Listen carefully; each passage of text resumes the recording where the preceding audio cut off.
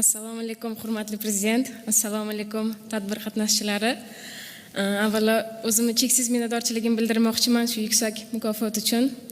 Men O'zbekiston tarixiga Olimpiada o'yinlarida ilk oltin medalni qo'lga kiritgan ayol sportchi sifatida kirdim va bundan juda ham faxrlanaman.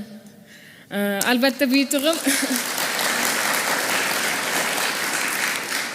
yutug'im siz sportchilarni va ayniqsa xotin-qizlar sportiga qaratayotgan e'tiboringizni katta mevasi bo'ldi deb o'ylayman.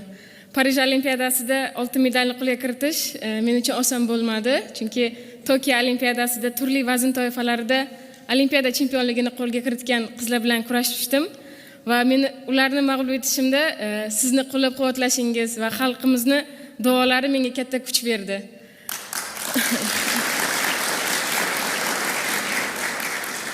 O'ylaymanki, kelgusida biz sportchilar, ayol sportchilar yurtimizni dovrug'ini ham yuqori ko'tarib, o'zbek qizlari, o'zbek ayollari qanaqa kuchga egaligini butun dunyoga ko'rsatib qo'yamiz va O'zbekistonga, yangi O'zbekistonimizga yangi g'alabalarni olib kelishga va'da beramiz.